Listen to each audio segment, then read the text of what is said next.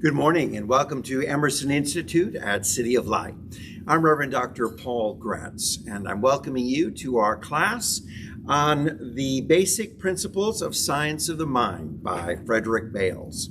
We're delighted that you're joining with us today for this exciting experience in spiritual enrichment. It's exciting because we're going to be unfolding some great truths and some great ideas, wonderful principles for our lives for great success. So to begin our session today, it's our tradition to just recenter ourselves, realigning ourselves with an open vibration, releasing all stress, fear, and distraction. This year and this week in particular are filled with a lot of distractions for so many. We want to make sure that we've released all of that so that we're truly in tune to receive the highest and best. We're going to do that by taking some breaths. So we're going to breathe in through our nose, hold for a brief moment, and then release with good force and good intention, releasing all stress out through the mouth. And as we do, let's reset our vibration. So would you join with me as we breathe, taking these 3 deep breaths and then releasing each one and resetting that vibrational frequency. Join together. Breathe in and release. Deep breath in and release. Deep breath in and release. And in a moment of silence, let's set that intention. Let's describe the desire of our heart, holding that thought in mind. Set the intention for that which you desire to receive during this time that we share together. And so it is. This is class number 4 in our journey through our workbook. We hope that you have ordered your workbook and are following along. You can get the workbook through Amazon.com if you've not already received one. It's entitled Basic Principles of Science of the Mind by Frederick Bales. And if you are also wanting class notes to follow along, please let us know. Our registrar, Dr. David Carter, will email you those notes so you can follow along with each class session. And these notes are sort of the cliff notes of the chapter that help you to grasp some new or deeper insights that maybe reading through the chapter you might have missed. So our discussion today is all around trying to pull out, work out, understand into a greater level this incredible chapter on the sense of authority, how important it is that we're awakening to our own spiritual authority. So Dr.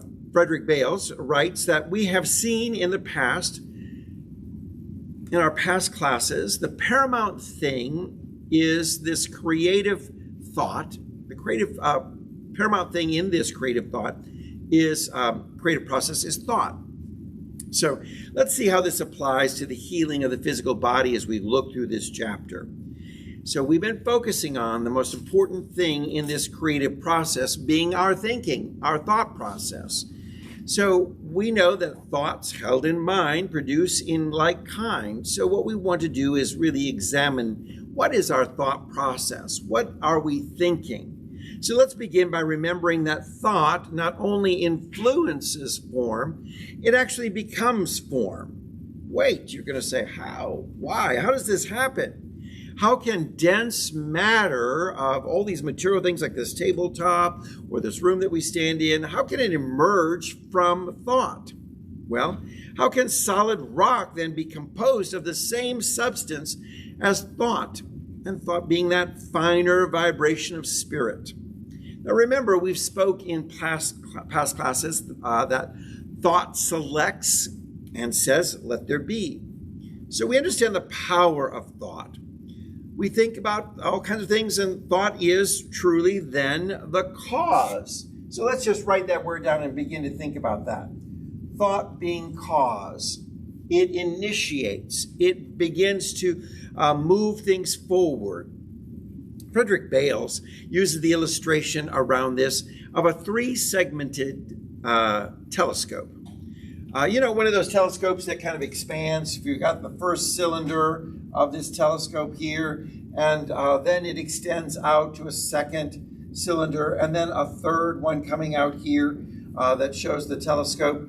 All these different aspects. Well, when you first look at the first segment, it would be likened unto spirit, let's just say. We're going to use this as a way to describe this wonderful trinity. And the second being mind, and the third being body. So what we find is that the creative process is this intelligence. And why are we talking about all this creative process? Because the creative process that shaped and molded the universe is the same creative process you and I are using to transform our world. So we're studying this creative process to learn more and understand exactly how does this work. Because science of the mind is so logical. It helps us understand our spiritual life, our spiritual journey. We're understanding the science of our spirituality. And this is so crucial for us that we truly embrace then this understanding, because it's going to transform every aspect of our life.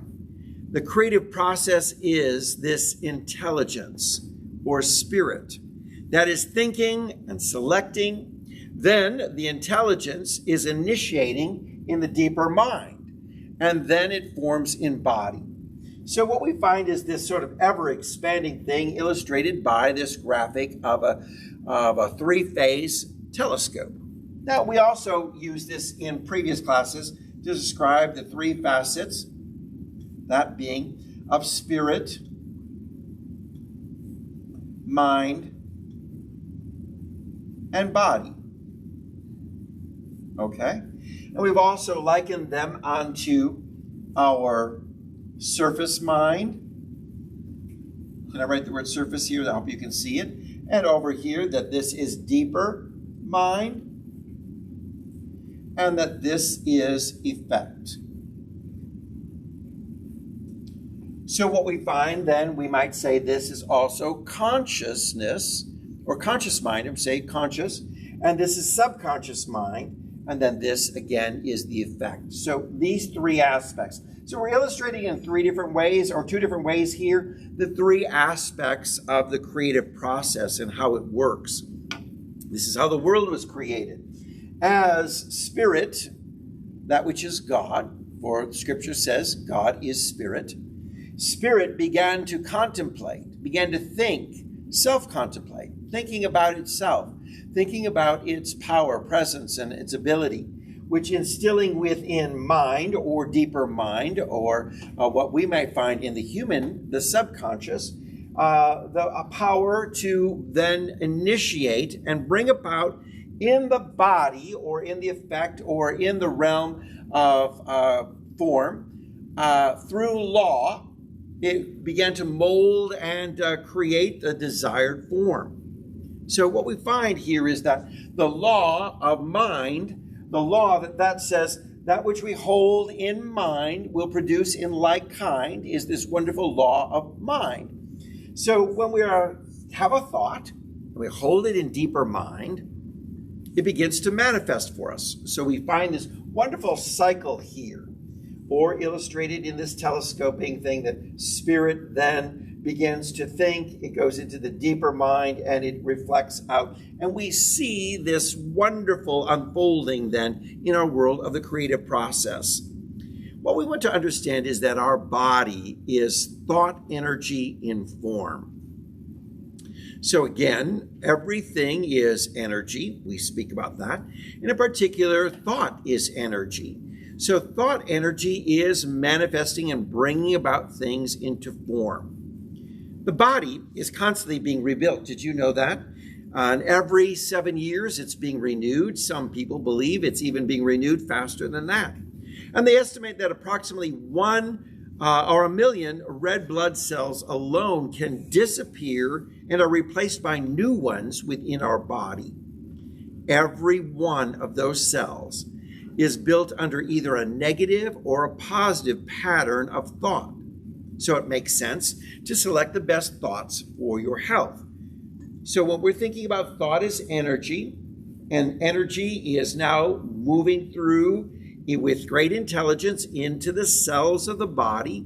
And as they're being renewed, and as the body's being renewed, it's being changed. So if you've been embracing a lot of negative, fear-based, worry or stress-filled thoughts, that's the energy of which the cells are being renewed within your body. And consequently, we have created this dis-ease, disease, within our bodies. We allow the cells to be weakened and susceptible to all kinds of things. They are at dis-ease. They are not running at their full potential. Where when we are embracing a positive thinking, what happens is we're renewing the body with positive energy. This energy is flowing throughout the body in a powerful way. And it is then enabling these cells to form and be strong and dynamic and sort of being able to ward off any kind of dis-ease, because there is no dis-ease. There's just beautiful and perfect peace. All right, we have a comment coming in. Okay, so I have a question. That second sentence on page 2, where it says there's no such thing as chronic disease. You're jumping ahead. Okay. Go ahead. Yes, I'm just kidding. It says there's no such thing as chronic disease, but there are many chronic disease thinkers. Okay, so as soon as I saw this, it jumped out at me because, so how do you, if you've been diagnosed with something, let's just say, and they say it falls in this particular category as a chronic disease, how do you express that for yourself if you don't believe that there's any such thing as a chronic disease? You know what I'm saying? Yes. So in other words, chronic disease, they are a result of chronic thinking. There's not a chronic disease on its own, but it is a result of chronic thinking, is what he's bringing out. Yeah. So quite often people may have a perspective of saying, my mother had cancer, my father had cancer, I will have cancer, I will probably get cancer. And so that kind of thinking brings about that kind of disease, because we welcome it, we embrace that in the thought energy that's in the renewing cells within our body. So what we want to do is be very mindful of the thoughts that we are entertaining in our mind. If we're working on healing, we want to have thoughts of peace, not thoughts that create dis-ease. Okay, so how do you express it when you have been diagnosed with something that medical science says is a chronic disease? Do you know what I'm saying? Right. The question I'm trying to ask, if I'm learning that there's no such thing as disease, it's not person, place, a thing, but in our mind. So it's not like we're not experiencing it, but it has no real, it's not real. Right. So what he's, we've got, Brenda's got a great comment. She's eager to share on this. Let's go with Brenda, and then I'll answer your question. Okay, I have 2 or 3 chronic diseases. I choose to ignore them unless they get very painful, and then I take medicine. And I don't want to tell people what I've got because I don't want to talk about it. Okay. I ignore it. And I do anything I want to. I don't give in to it. But if I need to take the medicine, I will take it and just ignore it. Okay, but you just said I have 2 or 3 chronic diseases. But they don't have me. They don't have you. But your thought process about them is that, do you then say to yourself, well, I have some certain conditions that I need to take medication for when I need it, but I don't let it control my life? Do you see what I'm saying? How do you express to I don't express it unless I have to. So let's just break it down. First of all, let's define the word chronic. Okay. Chronic meaning persisting for a long time, right, or consistently reoccurring. Reoccurring is the issue. So what we're finding is that the author, Frederick Bales, is really addressing, and what he's saying to us is that there's no such thing as a chronic disease unless, of course, you want it to be. It's reoccurring because if your body is creating new cells, what's causing it to reoccur but our dis-ease, our thoughts, our thinking.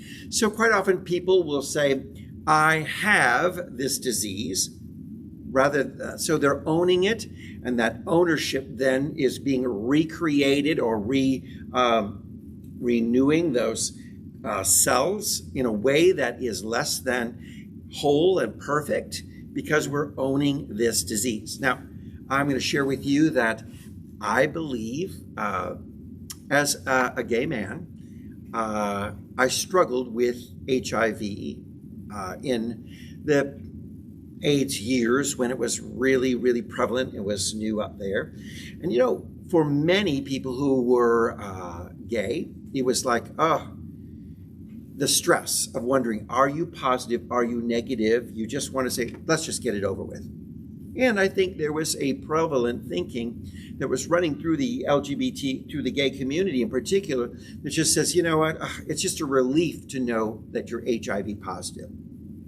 Chronic thinking that just says, you know what, let's just get it over with and let's just get HIV. And I think that became part of the thinking because it was just so much easier to say it's done rather than constantly deal with the stress. Oh, am I HIV? Am I not HIV? Oh, what could happen? When am I going to get it here? Am I going to get it there? Where's it going to come from? And people are dying. It's just like, let's just get it over with. And I found that a lot of people entertained and I think welcomed the HIV just through chronic thinking and saying, I just would rather have it and get it over with. So chronic thinking brought about the chronic disease or the reoccurring disease. Then, on the same time, there's a lot of people who, like myself per se, that I became HIV positive through unusual circumstances where someone just said that, they were negative and, they kind of lied. And not kind of, they did. And I became HIV positive. So I could either say, hey, I'm going to renew this every day by saying I am HIV, I'm HIV, I'm HIV. Now, certainly I identified to let people know that I was HIV positive, but I didn't own it. And I have never owned it. In fact, I forget that I'm HIV positive. And I've been HIV positive for probably about 25, 26 years. And never had an effect from it because I don't own it. And I take my medication, but I take it without a thought. It's not about stress. It's not about a worry. It's, and I've been undetectable for probably 25 years practically, maybe of the 26. And I've been in great health and shape and great viral count and great T cells and all these kind of things throughout the whole journey because there's no ownership of it. It's not chronic thinking. I'm not dwelling on it. So what happens is you may have somebody, I would be diagnosed to say, yes, there's a disease there. I don't have it. It's within me. Okay. I don't own it. It's within me. That's what I was looking for. Okay, that's what you're looking for. So what we want to say is, how do we act and respond? We want to create this healthy cell environment, right? So what we're saying is we're just holding on this perfect peace, this perfect assurance, this perfect acceptance. Because let me tell you this, when I was first diagnosed, the first thing back in those days, 26 years ago, people went into panic. And many gay men said, grab the credit cards. We're going to Paris. We're going to run them up and fill them all up because we're going to die within the next few months. So, and that was a little bit of the thinking for a lot of people when they found out they were HIV positive. And of course, first response was the partner that I had at the time was like, yeah, oh dear, what's this going to mean for us? And only then to say, wait a minute, we don't have to own this. We can just believe that we're going to live a full and rewarding life. And we're going to take care of our health. We're not owning the idea that we're dying. And we're not owning this disease. We're going to be respectful, responsible, all those good things, of course. But we're not owning the disease. We don't define ourselves in that way. And I believe that was the key to great success and health. I would go to the doctor and I find so many people having the same condition as I, but in such horrible conditions and really on life's edge. And I was very concerned. What's the difference? The difference is those people who are owning it and living in chronic thinking about it versus those who are living in a sense of saying, I am living out my perfect renewal. This body It is living from the perfect whole perspective. I see my health perfection within me, and I live from that perspective. Doesn't mean that when they run a test on my blood, doesn't mean that the HIV virus isn't detected or known that you have been HIV positive, but I'm living in such a wonderful way. So I think that's how we work with some of these things as we're looking. So some people ask me, are you healed? I said, I certainly feel healed because I don't own it. So the feeling is this and the manifestation that comes from it. So the thought that goes into deeper mind is bringing out the end result of health and wholeness. So that's what we want to impart. We want to put in these thoughts in consciousness that go into deeper mind of health and wholeness, and the cells are renewing. Now, I'm a perfect testimony of that, because if they're saying millions of cells are being renewed constantly every day, well, my doctor would say, yes, all those HIV cells, they're dying out, and new healthy cells are replacing it. Your body is replacing itself, and it's replacing itself with great ease when you release all stress and worry. Now, I would say that during the course of the years, if there's been times of great stress and worry in my life that I've welcomed, there's been a slight spike or a decrease in the healthy white blood cells and all the T cells and all those kind of things, but slight. But I've noticed that, when I maintain in perfect peace and I go to the doctor and they run blood tests, wow, that dis-ease is gone because you've relied on perfect peace. Right. So Dr. Carter, yes. So then you can be diagnosed with something, but you don't have to own it. Right. Okay. And so you don't think from it every day, oh dear, I've got HIV. Oh dear, I've got cancer. Oh dear, I've got this or that. I think my partner Robert is a perfect example of it as well. He's diagnosed with a stage 4 cancer. He doesn't necessarily own it. He has a great strength and will to live and wants to continue to live and wants to go on. So that's the energizing force within him. Now, he still has the challenge of the open wound, all the challenges that go with it, but he has been very optimistic, and he says, you know what, I'm not dying. I'm not dying. Okay. All right. So then that's the mental attitude that's creating the renewal within his body that sustains him. I think many of the doctors that have met with him would say, we're shocked that you're living, because we would expect you to already have died. We would expect you to have passed away. But Robert says, I'm not living in that kind of thought process. So the renewing that's going on within Robert's body that sustains him is a renewal of peace and not dis-ease. So it's all about how we live in our thought process that's forming and shaping our health and our wholeness. In many of our classes, we talked about our biology, creating our biography, creating our biology. The story that we keep telling, I'm sick, I'm sick, I'm sick, that biography, that story that we own, creates the biology within the body. So when we are saying, hey, I don't have chronic thinking. I'm not thinking and dwelling on. I'm not embracing. I'm not identifying with all of this disease. I identify with my perfect self, my perfect wholeness. Yes. Okay, so when you live from the perspective that you're living from wholeness, health and wholeness, and let's say you have a pain or an ache, is that your body trying to tell you that something's out of alignment, that you need to stop and recenter yourself in health and wholeness?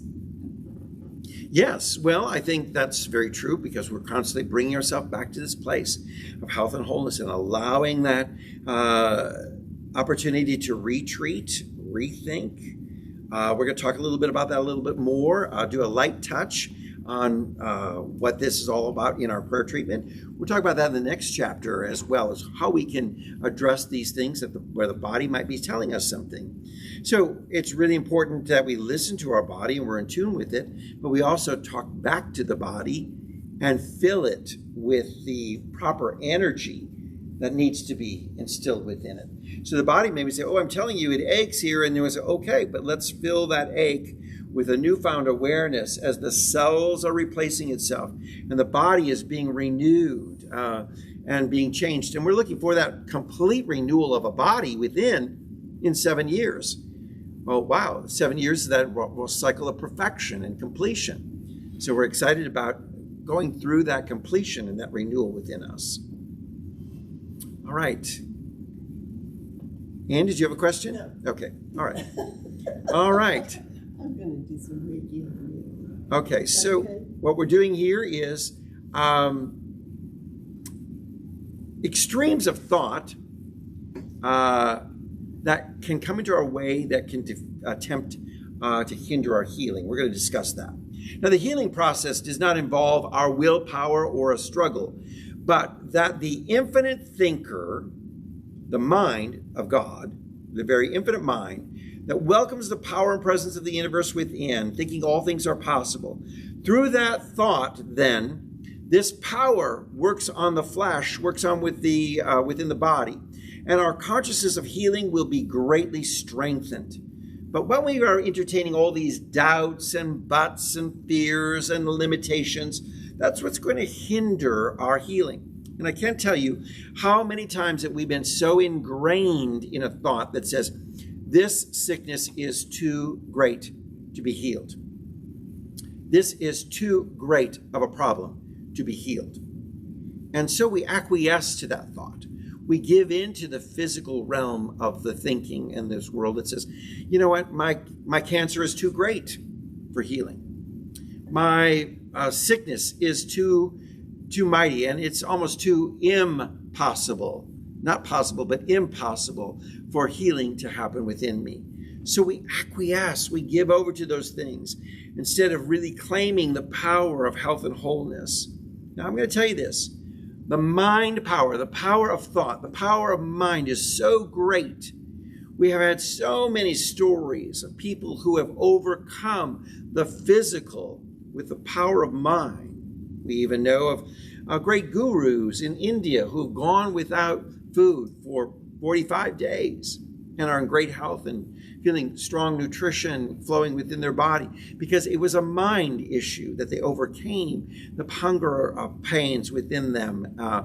We have people who have just had the ability to rethink things in all kinds of sickness and illness and to find that they've operated in great health and strength. So it is us and the power of our unwavering faith that says, I believe and I release all distractions, any buts, doubts, and limitations. They're all removed because I know that all things are possible. And I believe that with such power and strength. So often the defeating thoughts of low self-esteem that says, I don't have enough faith to believe for that. And let's be honest, there's a lot of people who are saying that. Or there's this conceit that's also a defeating thought. I alone am the healer. I am the healer. Let me let you know that it's the work of the divine within us that is the healing power that works. We are not the healer. So it's that work of the divine power within us. So we want to awaken to that. And how do we do that? Jesus said, I and the Father are one. Meaning whatever God is in the large, I am in the small. So whatever God is in totality, I am a portion of that. So when we understand that the power of God is there in this universe to shape, to mold, to create. Now think about that for a moment. This wonderful power, this infinite intelligence said, let there be light. And there was light in the entire universe. Okay? This same thought consciousness created the mountains, the oceans. This same intelligence created all that we experience in creation. That's how infinite its power is. So when you say, I and the Father are one, you are one with that incredible power, almighty power. You're one with that. And that almighty power is flowing in you, through you, around you, and always for you. So that power is an energy, a thought energy that's flowing through your body right now, and allow that energy to be filled with positive thought, healing, affirming thought. It says, I see my perfection. I see myself as the Father, as God sees me. as the divine source sees me, as the infinite mind sees me. I see myself in that same way because God knows you as perfect. Dr. Carter, God sees you as completely whole and perfect. The infinite universe sees you that way. It's we then who have to see ourselves the way God sees. So we begin to see ourselves in this perfection. We see ourselves in abundance. We see ourselves in health and wholeness. We see ourselves in the sense of being fully loved and loving. All these things are what we need to do, is to see ourselves as the universe, as God sees us. God does not see those imperfections, those places where we've allowed dis-ease in, but sees us as completely whole. So what we want to say is, I and the Father are one. I am so one, completely united with that divine energy. I am divine, and I allow it to flow in me and through me. You see, here's our problem. Our challenge is that we are more tied to our physical heritage versus our divine heritage. You know how many people will bring up, hey, I'm Dutch. I came from a Dutch background. Or someone will say, I'm German. Or I'm a Nigerian, or I came from Africa, or I came from South America, or I'm Latino, or I'm Asian, or they'll talk about their physical heritage, but don't often talk about their divine heritage. How about, I'm from God. I am of God. God in me, through me, around me, and for me. That's my divine heritage. I'm created in the likeness and image of God. And that image is perfect. That image is whole. That image is complete. We say my mother or father has cancer, and so I must have cancer. Again, what we're talking about is more about our physical heritage than our divine. But the fact is, man's divine qualities far outweigh his weak human hereditary. So we can live and believe in this I and the Father are one energy and embrace it to its fullness. When we do, we're embracing this oneness. We're embracing this power. So breathe in this full awareness. I and the Father are one. The divine energy of perfection, of wholeness and completion is flowing in me and through me. It's going through every cell within my body. Every cell is being filled and renewed with this consciousness and the power of this thought energy within me. And as we think, it goes into deeper mind. And deeper mind is the creative soil that's going to bring about and manifest and bring about an effect. So from the subconscious belief that you are whole, that you are well, so will the manifestation rise. It will rise out of that soil. The seed that we put in thought, that we dropped into the deeper mind, into the subconscious, into this garden soil, shall we say, will produce and will bring about an effect within our body.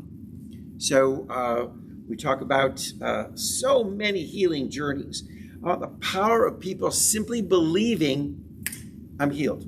Just like that, I'm healed. And switching to a complete thought of awakening to this truth. I'm whole, I'm perfect, not I would like to be.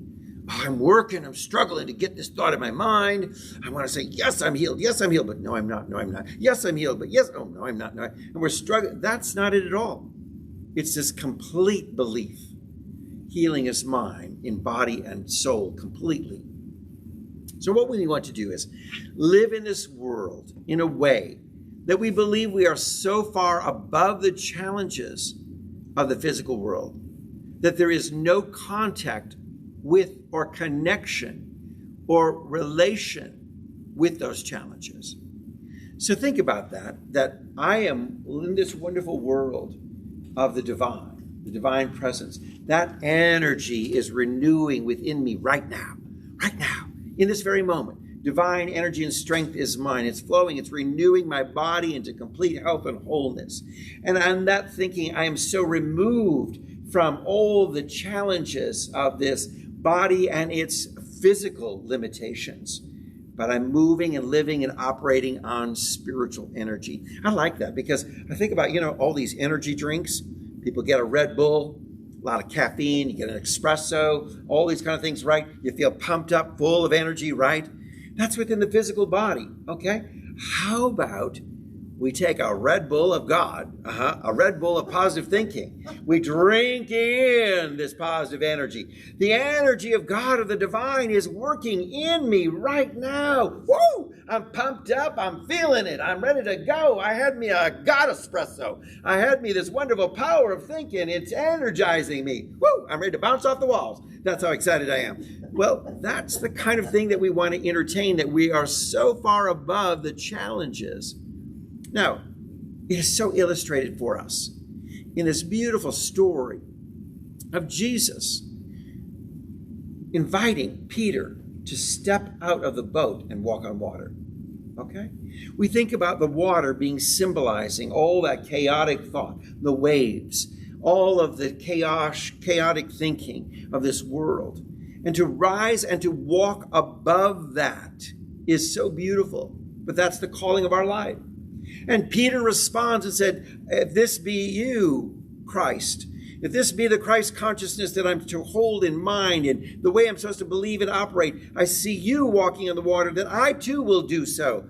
That this mind that was being in Christ Jesus be in me. I'm going to think the same way. I'm going to think that I'm going to walk above the challenges. I'm going to walk above the waves and the water. I'm going to walk across that.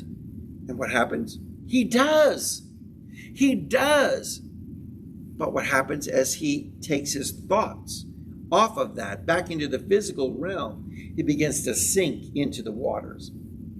It is then that he's pulled out of the waters by, the Christ consciousness symbolized by Jesus. So it is within our journey of our lifetime that we're called to walk above all the challenges and not let them even touch our toes. So the waves, Peter's feet, not even wet. Sandals, not even getting wet at all. He's walking above the water. That's what we're called. That would be a metaphor of how we're, and in today's world right now, so many people are filled with all the distractions of chaos and division and anger and frustration, both in politics and within our community, our world, and all the stuff that's rising up for the purpose of healing. This is a good thing. It's rising up for the purpose of healing, for us to heal. But what we're going to do is walk above it, walk above the challenges so that they don't touch us, okay? It means that we're in the world, but we're not of the world. We're in the world, but we're risen above it. So these challenges are not pulling us down, but our eyes are set on the Christ consciousness. Our eyes are set on Jesus, symbolizing that Christ consciousness. So we then walk above it. We're in the world, but not of the world. We're above all these challenges. We're above all this chaos. And it's not even touching us. We get so stressed when we take our eyes off of the Christ consciousness. And what happens is we sink down into this chaos of all the turmoil of the world going on. And then it affects us, and we get stressed, and we get worried, and we feel lack, and we feel separation. We go, all these things. The challenges begin to rise up, and they begin to affect us, So what we want to do is make sure that we are filled with the affirming power of belief, that we're rising above all of this. Now, authority is so key. Authority. We must speak then with authority in our prayer treatment. That is a confidence and assuredness of success, and speaking in perfect peace. Our treatment must be a statement of our belief and knowing. Now, what we're going to bring about is that knowing is higher than believing. Knowing is higher than believing. There's believing, and then there's truly knowing. That's the level of great confidence, assured success, of speaking in perfect peace. Because what we want to have is this authority within us that we say, I know that which I speak forth, that which I speak will not return to me void. So when I speak, I am healed. When I speak, I am abundant. When I speak, I'm successful. I know that. I know it with such power. I know it with such authority. I know it with such confidence. I know it with such assurance that which I speak forth is now coming back to me. And it's saying, yes, yes, yes. It's responding, you are. And so it is. And so it is. So we understand that the loom of the deeper mind is ready to carry thought into form. Remember, we talked about this in the illustration in one of our previous classes. The loom that the weaver has, that goes back and forth, and the weaver inserts the different threads into the loom and creating either rugs or fabrics or something like that the weaver does. But the weaver then has the opportunity to choose what colored thread is woven in, with a loom as that deeper mind, that we're filling it with different thoughts. And so we have to look at what thoughts we're feeding into the deeper mind. Because we know in this illustration here that which we're holding in mind in consciousness, in our thought conscious, is going into our deeper mind, and it's going to bring about in manifestation. So we want to remember that the law of mind is obedient. Just like the law of electricity. When electricity floods through those cords into your wall and your outlet, and you're plugged it in, or floods into the lamp and it goes into the light bulb, well, there's the light. It happens. We trust in it. We believe in it. You know how many times we have such great faith. We walk into rooms all the time. And what do? Flip the switch. We flip the switch with expectation, don't we? We just believe the lights are going to go on. We believe it.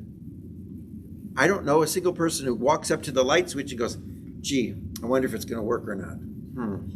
If I turn this on or not? Do I flip it up or not?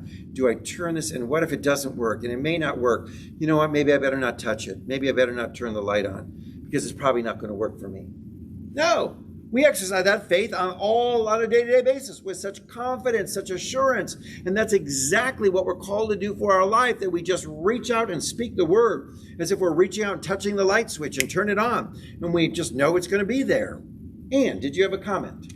I wanted your take on this. It's probably just going to be a rewording of what you're saying now. Sure. What you're saying is believing is before knowing in the scheme of things, and that's making it very simple to achieve that. But what comes before believing, and what you're saying is speak it or think it. Is that right? Yes. Okay. So what builds up our belief is the more we focus on affirming thought, we're going to build up the believing, okay? We're going to build it up with, I think, great affirmations, things that we may put out, things that we're speaking positively about. They're then affirmed because our words that we're speaking are right here in this zone here of thought, of conscious mind, spirit, of surface mind, that go into the deeper mind. They're the seeds that we're planting into the deeper mind. So seeds are creating into the deeper mind more of the belief. And then, when they've been nurtured in the belief, there becomes the knowing. Well, then you hit it for me last week when we uncovered that Bible verse about disbelief, or I forget, it was in Mark, but anyway, it was, so that's where I've started, is that, please help, because I believe, but I don't completely, I doubt, there's still doubt in my mind. And so that verse is what I've fallen back on this week, to cause the thought and expectation, whatever.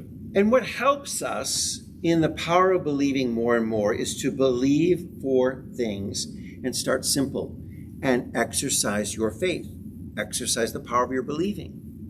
Just like, you go to the gym, you don't start out with 150 pounds. You start out with a 2 pounds, for some of us, a 5 pound, others, a 10 pound. And you start working your way up, and then you get to a 20 pound, and then you get to a 30 pound weight. And before you know it, you're at a 50 pound weight, and you're lifting these dumbbells. But you don't start out with a heavy weight because you don't have the muscles to lift it. Right. So here's our challenge. Have we begun to grow our faith by practicing with some small things? Now, I use the word small, but in God there is no large or small. But for us who are starting out, we're so still struggling in the physical world, we may need to start in what we determined as the physical small, okay? So we're going to say, I'm going to believe that today I'm going to be blessed financially. Unexpected income is coming to me today, okay? So that may be something simple and small. And then suddenly when it happens, you go, wait a minute, I spoke that word, didn't I? And it happened. I believed it to be so, and it happened. I walked in such assurance and confidence that it happened. And we start building up our faith muscles. But let me tell you this, there's days that go by, people aren't believing for anything. They're not practicing. It's like you expect to be a bodybuilder, but you don't go to the gym.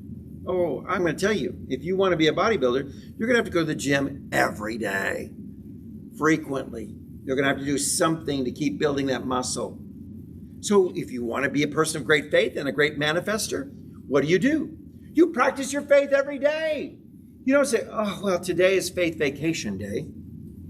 Today is the day when I don't believe for anything. Today, I'm on vacation, so I'm not going to trust for anything or believe for anything. Or, I'm going to take a little respite from faith.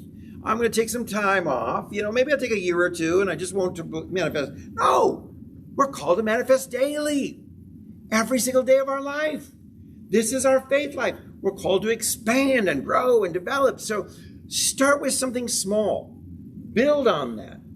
Believe for something. Promise me that today you're going to believe for something to happen today. You're going to exercise faith. It's going to happen for you. You remember we had the class where we add a faith exercise. In one of the classes, we asked for everyone to manifest a rose. Okay, do you remember that? And that day, believing that I was going to manifest a rose, I went with my partner to the Grady Hospital, and we sat down, and he was meeting with the doctor, and they had moved us to a room that we'd never been in before. And we sat down in the room, and what did I do? I looked up on the wall, and what was on the wall? A picture of a rose. And I was like, oh, okay. I believed that I would manifest a rose, and here was a rose. Now, we've been to Grady Hospital and seen the doctor and these appointments with my partner Robert for, years, but had never been in that room and never known that there was a painting on the wall that had been hanging there for years of a rose. And there was my rose. So let me just say to you that others have wonderful, powerful stories of manifesting a feather. Remember, that was another class assignment that we had. So these may be simple illustrations, but what is it you want to believe for? Not to be roses or feathers, but what is it you would like to believe for? Begin to practice your faith every single day, and it will unfold for you. It's going to manifest for you. Now, we just launched the expansion of the Dr. Angelo Pizzello Wisdom Center without any money. No money. So how are we going to pay for it? We believed that God is making the way when there seems to be no way. There seems in the physical realm that there is not enough funds. And so as we began, Spirit began to speak of different ways and speak to different people. And what happened is we've just completed phase 1 and we paid for it 100%. How? Well, we just believed. We acted in the power of faith. We spoke the word and said the word is going forth and it will not return void. It's going to come back. That which I say, we are expanding the Dr. Angelo Pizzello Wisdom Center. And what happens? The Wisdom Center is being expanded. Okay? So as we believe and we trust and we walk with such great assurance and great confidence, that's the development of knowing. So first start exercising your faith, building your belief.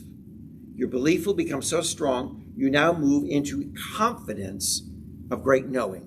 All things are working together for good. So Brenda has a comment. Do you have to take the first step? I do believe that as we talk about this over and over again, because quite often we don't know the how. But if I was waiting for the how to all come about, it might not have even started. So we did take the first step.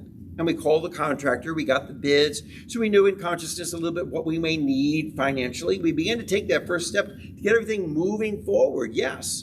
But in that process of moving forward in great faith, the step was in faith, knowing that the answer is already there, that the goal will be achieved. So that's how you move forward in that. We may not always know where to put our feet in each step of moving forward, but as we lift the leg, I believe the Spirit meets us. I believe the presence of God in all of its knowing, the universe then says, here, put your foot here. Now put your next foot there. Now put your foot here. And that's how we're walking by faith. We may lift the leg up, shall we say. And by the time we're ready to put it down, Spirit's already found the ground of the solid evidence to put it on.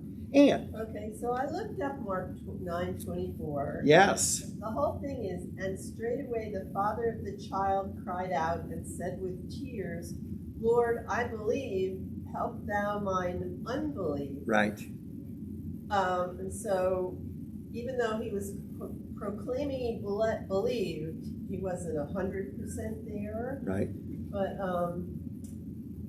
we are 100% God.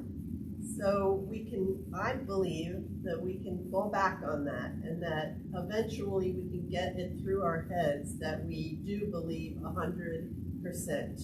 Right. You know, and I guess it's just normal for us to fall into disbelieving thoughts. It is, because we're so attracted to the five senses, the physical world. So we're constantly, that wants to lure us and pull us in constantly. So what we want to do is shake off those five senses and move into the realm of spiritual consciousness, of the divine mind, of infinite mind, of God. And just say all things are possible. We're not limited in God to anything in the physical realm. So then that kind of thinking becomes the new fact that brings about the manifestation. That kind of thinking is the cause that brings about the effect. But if we're limiting our cause or our thinking to only the five senses of the world, we're thinking, how's this going to happen? How's it going to work out? I don't see it. I don't touch it. I don't taste it. I can't hear it. I don't know. It's not possible. And so we get stuck there. That's what's diminishing the power of our faith. We've got to release any thought around the physical. So what we really want to do is cultivate our inner consciousness. Let's go on to the next chapter, and the next chapter is really focusing on the technique of treatment. So let's make sure everybody understands the word treatment. Treatment is this. It's the formulation of a concept of perfection, accompanied by a conviction of its truth, with the assurance that the creative law of mind is transforming it into a form. So let's talk about that. Treatment is, we're going to formulate this concept, this idea of perfection in mind when we go to treat. So if you're treating for someone's healing, we're not focusing on, oh my Lord, they're so sick. Oh, I don't know if this is going to work. No, we're already seeing, I see this person I'm treating healed. I see them well. I see their perfection. I see their body perfect, working in a harmony and in unity, every cell filled with divine energy, filled with that God espresso. It's filled within them. It's renewing them. I see this perfection. I formulate that idea in mind that I'm seeing perfection as I go to prayer. Second, I accompany it with this conviction. Conviction being strong belief. You got to have a strong belief, okay? A conviction that really grabs you. It's giving your all. I love this illustration of farm animals had gathered together to welcome the pastor coming to the farm. And the farm animals all said, wow, the minister's coming for a visit. Let's celebrate. Yes, everyone said this would be wonderful. Let's celebrate him coming. How about with a meal? Wonderful idea. We'll provide a meal for the pastor. And all the animals get together and they said, the chicken said, I got it. I'm going to give eggs. Oh, fantastic. Eggs. We're going to start off with eggs. Cow says, wait, I'm going to give milk. Milk, eggs and milk. Oh, we're coming together with a great meal. It's going to come together just perfectly. And then they looked at the pig. And the pig said, I'll give meat. But I want you to know one thing. For the cow to give milk is not commitment. For the chicken to give an egg is not a total commitment. But for me to give meat is total commitment. This is conviction. So, you can understand through that simple story and illustration, conviction is something that grabs us totally. a conviction of its truth. So we're going to prayer. We're going to begin by saying, I see perfection. I see wholeness. And that perfection can be in healing, or that perfection in your finances, perfection in your success, perfection in your relationships. I see everything in perfection, and I am living in this conviction that grips me, this total commitment to this truth. And then you couple it with the assurance that this creative law of mind, that this consciousness is going to work. It's working now. It's transforming. Okay, Dr. David Carter. So you could begin with, I recognize perfect God, perfect man, perfect being. Yes. What do you say next? If that's recognition and unification, those two. Yep. Then we want to be unified with it. Yep. Okay. Right. So then the realization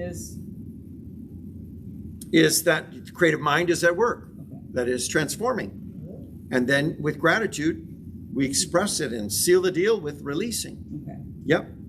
That would be the technique of basic steps of treatment. So treatment is the releasing of our highest thought about a person or a condition, with the assurance that the creative mind, the infinite mind of infinite intelligence, begins immediately, just like this, beginning immediately to pass that which we have embodied or believed, what we've expressed in the treatment. And it is the and so it is. It is. There's no exception. Unless the solution is not in your prayer. Okay? So if you've not spoken the solution, if you've not spoken the realization of your desired outcome, if you've not spoken it with such authority within you, then that's the exception, that it's not unfolding for you, because what you're still echoing is disbelief, doubt. There's not the confidence or the assurance. So let's begin to think the highest thought of a person or a condition, and knowing that the creative mind, God, the universe, this infinite possibilities, is going to work, going to unfold that. And it is that which we are holding in mind, the highest thought. Now, that means that you're not thinking about the person's illness. So we're not thinking, oh, I'm going to pray for someone and they've got a cold. And I'm thinking about this cold, and it's terrible, and they're sniveling, and their nose is running, and they're sneezing, and their eyes are watering, and they're just feeling miserable, and I'm focused. No. We're seeing them as completely whole. So we don't see the sickness. We look beyond that to that person's perfection. Yes, Anne. Sorry. In studying Emerson and reading about the oversoul and the importance of getting, this is from my interpretation, getting beyond the personality, which would be the thinking, maybe wrong thinking, to the soul, which desires what God wants for us, which is the highest and best. So that, it becomes more evident every day to me that everybody's got to come to it in their own way, in their own time, Yes. and their, getting beyond the personality, which is so limiting to conceiving of the soul, Right. and the connection of that person with God. Beautiful. Does that Yes. make sense? Okay. You did a great job, Anne. Thank you. That's wonderful. So we know that illness, poverty, and otherwise adverse conditions are only distorted thoughts that have taken form, okay? Thoughts of fear, thoughts of doubt, thoughts of stress, thoughts of worry, thoughts of lack, thoughts of separation, all these kind of things that we just constantly, they bring about adverse conditions. Yesterday I was dealing with somebody who is a partner in our office, and they were saying, I'm booking a certain room at City of Light, and on Wednesday morning I want to make sure that it's open at 8:30, and I want to ensure the air conditioning is on and all this kind of stuff. And I said, okay, that's wonderful. So we laid down the plans for all that to happen, and when I arrived, they didn't happen in the way that we had thought they had planned. And she called me and she said, see, I told you, I knew it was not going to be open. I knew the doors wouldn't be open for me. I knew the air conditioning wasn't going to be on. Okay. Wow. You are quite the manifester. I'm going to say, because that which you believe to be true manifested exactly for you. You held in mind that this was not going to work for you. And you know what? it's not working for you because that's exactly what you believed. What you embraced, you brought about. So it is that as the more you think about illness and poverty and adverse conditions, and you say, that's what I'm going to live in, you know what? You create them, and they become more and more of that. Their distorted thoughts then become your reality, and your reality becomes totally distorted in it and moves away from your highest and best. So when we begin to think all things are working together for good, no matter what the previous experiences have been, it changes and shifts. Now, had she walked in and said, you know what, previously maybe there's been some times when the door's not unlocked, or I can't get in at the right time, or the air conditioning's not on, but I know, and I walk in great confidence that this day all things are working together beautifully for me. I think there would have been, and I know there would have been, a different outcome. So what we want to understand is that we see the body not as flesh and bones. We see these experiences not as hardcore, already firmed and unyielding, but as spiritual substance which form can be changed. So we're going to look to this person who is saying, I would like prayer treatment because I'm seeking healing. And we're looking them not as, oh, this is a tough one. Flesh and bones are full of sickness. We're looking at instead of saying, no, we know that spiritual substance is at work within you, and this can be changed and transformed. We know this without a doubt. We know that any experience we're going through, no matter what the past may be, can be changed without a doubt. Everything can be changed as we change our thinking. Now, the key when we go into treatment is don't talk about the person, not to the person. So I speak my declaration of truth for John Doe, you might say. Where it says, John Doe, I'm speaking to you. You're very sick, but we're believing for your healing. Okay, that's not prayer treatment. Prayer treatment is to help to shift the consciousness, the mind, from this thought of I am ill to I speak now, that I see. This is my declaration of truth concerning John Doe, concerning Brenda or Ann or whatever. I see success and prosperity. I see this now for you. I hold in mind these thoughts. Ann, did you have a comment? Just Emerson said, the soul is not what you are, it is who you are, and that is God. Yes. So that's what I just fit into what you just said. Which is beautiful. I spoke on that a few Sundays back, and it's not what you are, but who you are that you really know when you understand who I am, and that's so crucial for our lives.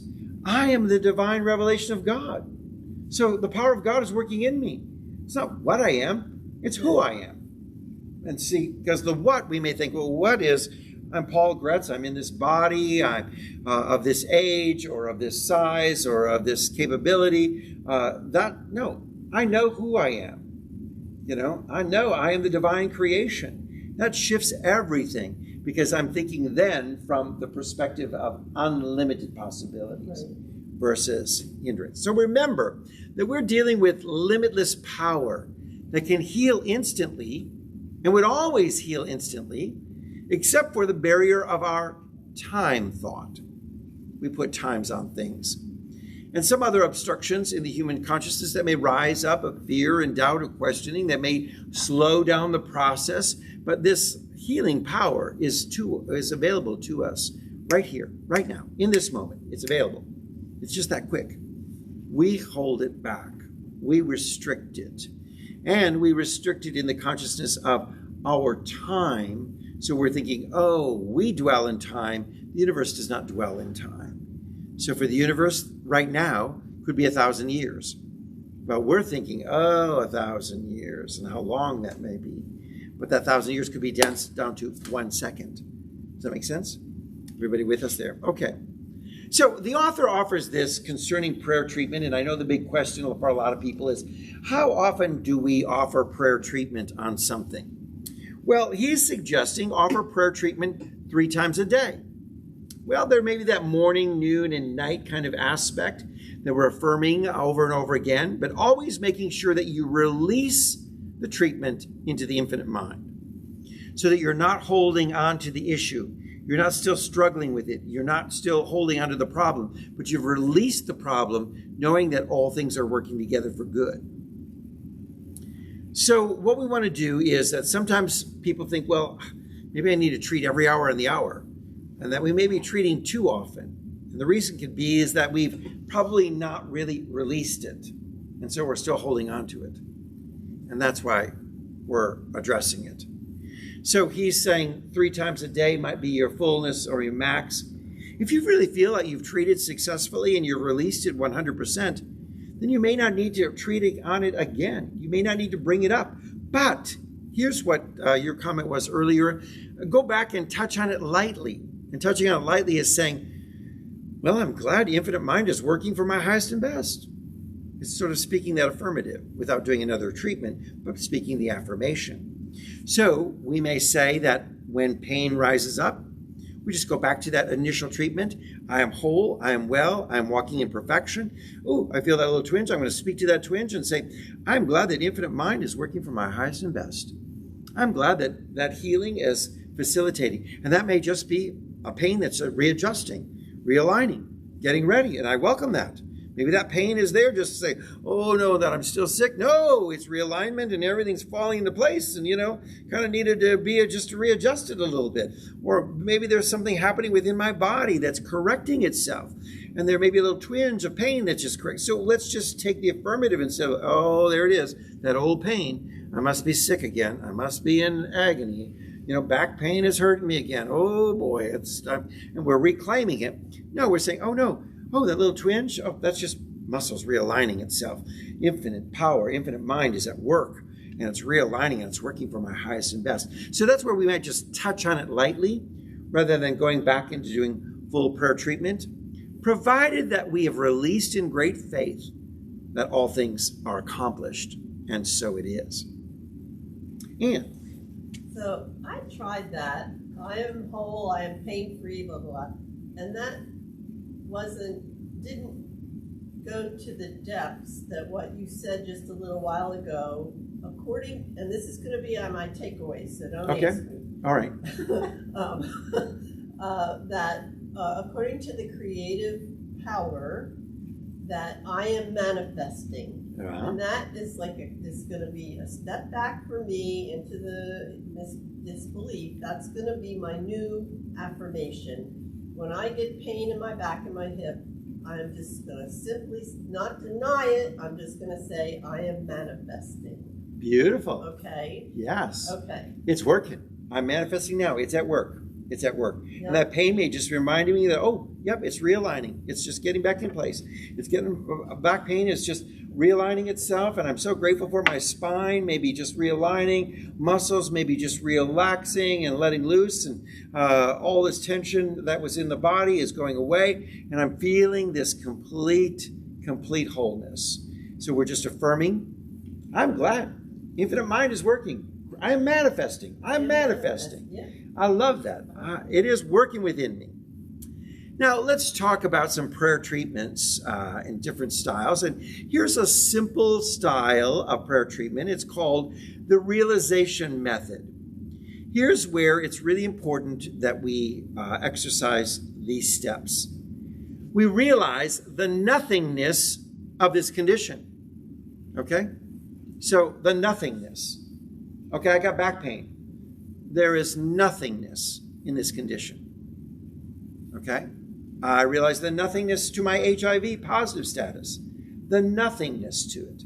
I'm not embracing it. I'm not stressing it. I'm not worrying about it. I'm not focusing on it. I'm realizing the nothingness. The second is the unchanged perfection that lies beneath. That I am whole. I am perfect. I am well. I realize that. Okay? And that is what's lying beneath this. Let's go in to seeing myself as God sees me. God sees me as the creation that is perfect. God don't make no junk. Okay? So that is not junk. God doesn't see me as junk. God doesn't see me as wounded. God doesn't see me as tainted goods or any of this kind of concept that we may have within our own mind. God sees us as God created us in perfect perfection. Yes, Dr. David. So when our focus slips away from our divine heritage to our physical heritage, that's when we come into problems. Yes, right. we let the physical slip in. Oh, I must not be healed. Oh, I must not. Oh, it's not really working. I can't do it. That's what slips into me. I can't do it. I can't really do this. Right. I've seen it in other people, but I don't believe it'll happen in me. Won't happen for you, yeah. And that's that low self-esteem that says, well, wait a minute. You and the Father are one, Ann. You and the Father are one. The divine power, if it's in me, it's in you. If it can happen for one, it can happen for another. So there's no partiality. And this again was, whoa, but you know what? So-and-so was healed because they're more spiritual. Or they attend this center, or they attend a church, or they're, the pastor prayed for them, or something like that, And we think that there's some sort of partiality, that God shows favors for some and not for others, where it's open to all of us equally. So if you see someone else being healed, then you also can be healed. If you see someone else experiencing great abundance and prosperity, you can have abundance and prosperity. You see? It's all available to each and every one of us. But it's our low self-esteem. It's, well, I'm not worthy. It may not happen for me. I don't really need it. And we're ingrained with these things. And boy, I'm amazed at, even though how many times they want to still rise up in me. I'm like, where? I thought I dealt with that. Yes. I thought I got rid of it. And here it creeps up again. And I'm like, this what? I'm thinking this unworthiness. Where did this come from? I thought I dealt with it on another issue, but on this issue, here it is rising up. I got to deal with it again. So the third aspect is that the power is directed toward the person that you are praying. And next, the obedience of the law of mind. We realize that it responds to the thought of the practitioner. Okay? So the realization message are these simple things. We're nothing to the condition. We're not like, oh, I got to pray for this big old condition. Oh, my Lord, this is a big prayer treatment. Oh, my God, this is going to be really hard. No. We're thinking, doesn't matter what. We're believing that there's nothingness to the condition, the perfection that lies within us. The power is being directed towards the person that we are treating, and we understand the obedience of the law of mind. The law of mind is responding just like that. That which we're holding in mind is producing in like kind. Now next, we're going to go into this analytical method,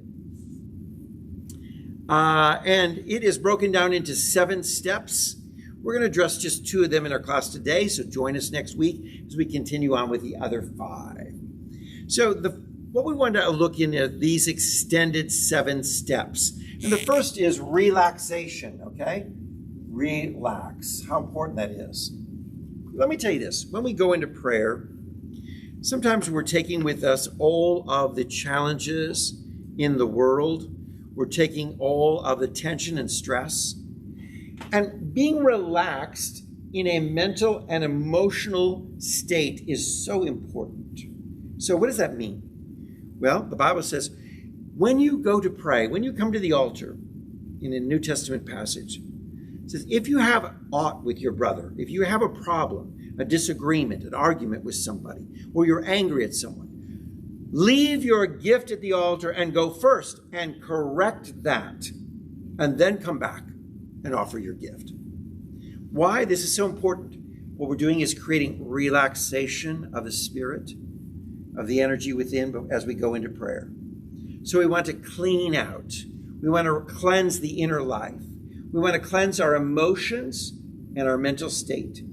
Let me tell you this. You can't do effective prayer treatment when you are filled with anger, resentment, judgment, condemnation, unforgiveness for someone or something or some experience, because it's blocking, that energy is blocking the divine flow. So this state of relaxation is preparation. It's not just, oh, I'm going to relax and I'm going to find a very comfortable position. I'm going to sit down in this really soft chair, or I'm going to cross my legs, or I'm going to lie on the floor. Those are good, but it's even more than that. It's really not just finding a physical position that's comfortable, that relaxes you, but relaxation in mental and emotional state. So we have to make sure we clean that all out. In the journey of offering a oneness blessing, an Indian tradition of blessing someone, which is very similar to the power of prayer treatment. The first step, a requirement, is that we've gone in ourselves first and done the inner cleansing and the inner releasing of any stress. How important that is. So we want to cleanse that inner life. That's the relaxation. Relaxing the mental and emotional state, as well as finding that physical relaxation, but finding a feeling of oneness that removes all blocks and barriers as you go into prayer. The next step is this recognition. And we talk a lot about this. So, to relaxation and recognition, they're all going to be in ours in this 7-step journey. But we have to recognize that we're surrounded by an ocean of mind in which lies all the answers to all the problems of the world. So recognition is the knowledge or the acknowledgement that every problem is resolved, that the power and presence of God is at work. And how do we do this? How do we really enhance this spirit of recognition within us? Oh. Can't say it enough. Get the oh down. Number 1, omnipotence. Omnipotence. All power is ever present at all times, and we can receive that power without depriving anyone else of that power because there's infinite power. So we're not taking power from anyone else or denying power to anyone else. We're simply really realizing that this power is present with us at all times. And that's part of our realization, that the power of God is here right now in me, through me, around me, and always for me. Then omniscience. That's an understanding that there's no problem in the universe that God does not know or answer. It's nothing but answers. Nothing but answers. That's what God is. So I'm going into recognition and I'm aligning myself with there's nothing but answers. That's all. That's what God is. And then omnipresence. That the infinite mind is equally present at all points in space. So the presence of God is present in Argentina as well as in Africa. The presence of God is in California and in China. The presence of God is always in Paris as it is in Poughkeepsie. It doesn't matter where you're saying, where you are, it is there. It is an infinite presence that is equally present. There's not a spot where God is not. This is our recognition. When we understand what I call the O, get these 3 O's down. That's the power of recognition at work during our lives. Now, during a treatment, the practitioner now gives perfect thought about the patient, and replacing the patient's imperfect thought about him or herself. And in treatment, you are releasing this perfect thought into the infinite mind, which is everywhere and ever present. And the mind, which is all these infinite possibilities, streaming through the patient and now carrying the picture of perfect health, proceeds to create that perfect thought into form and becomes the state of the patient. So what we find here, this is what prayer treatment is all about. I see your perfection. I acknowledge the very power and presence of God that's unfolding in you right now. And I see that perfection being the state of your health and wholeness of who you are. I see the desired prayer being accomplished, the desired result being there. And I do so by speaking it not to you, but about you. I see Brenda's healing now. I see Brenda whole. I see Brenda entering the limbo contest because her back is so free and free of any kind of pain. I see her enjoying and demonstrating that she's in perfect health and wholeness. You know, that kind of thing is what we're speaking. We're speaking the words of faith about that which is the desired outcome. All right, we've done a lot of digging into this wonderful understanding of the techniques of treatment, as well as understanding our sense of authority in today's class sessions. And And I hope you enjoyed our discussion today. And if you have questions, we love it when you type them in and let us know, because we'll share them with the entire class and do our best to respond to them. Now is our time to ask, what's your takeaway? So what we want to know most importantly is what sticks with you from this class session? What are you taking away? So those of you who are watching us through our live streaming, we'd love it if you take a moment to just type in what your takeaway is. What spoke to you today?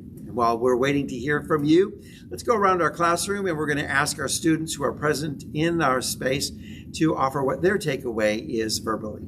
So let's start with Dr. David Carter. What's your takeaway from today's session? Okay, I have two takeaways. The first one is there's no such thing as chronic disease, but there are many chronic disease thinkers. And the more you think about disease, the more you infuse that into the cells, and they become disease. And the second takeaway is to focus on my divine heritage instead of my physical heritage. Beautiful. Excellent. How about Steve Ginn? Let's hear from you. What's your takeaway from today's class? Well, my takeaway is I like when we were talking about as creatures of the five senses, we seem to be focused too much on our physical heritage instead of our divine heritage, which I guess is beyond the senses. And yet it's the divine heritage that is the reality of our own existence, not the five senses, not the physical heritage. Right. Beautiful. As we understand, we're spiritual beings having a physical experience.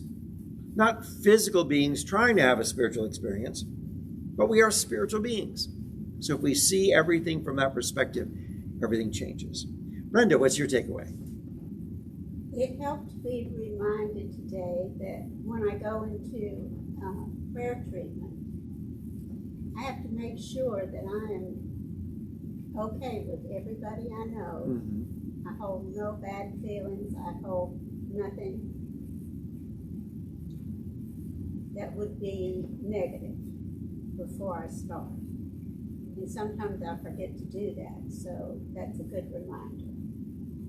And sometimes that takes a little time. So a lot of times people say, I would like to pray for that real quick. Well, let me first do this inner cleansing work. And I've got some... taking the beam out of your own eye before you tell somebody else to do things. Yep, beautiful. Great. And Anne, we appreciated your takeaway. You are manifesting. I am manifesting. That's what's happening in you, through you. You are exercising your faith. And for each and every one of us, we want to remind you to practice your faith by believing for something today.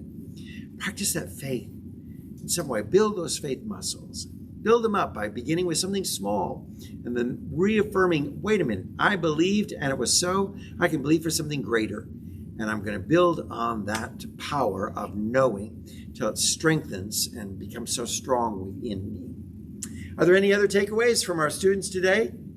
If not, well, we're glad that you've joined us, and we welcome you to join us on Sunday at 11 a.m. City of Light's going to be celebrating with a Celebration Sunday. We've got so much to be grateful for. We're celebrating 4 years in our brand new building. We're celebrating 5 years of the Emerson Institute, providing education and spiritual enrichment through these wonderful classes that you're taking. And we're celebrating 48 years of ministry in Atlanta. Oh, wonderful heritage. So join us at 11 a.m. The Emerson drummers will be with us, drumming and providing great energy and enthusiasm to celebrate together all these wonderful, glorious elements of a beautiful past, a wonderful present, and an exciting future. Thanks so much for being with us. We'll look forward to seeing you again next week at the Emerson Institute at City of Light. I'm Dr. Paul Gretz, and I'm saying to you, live in the power of expectancy. Something good is unfolding for you. God bless you.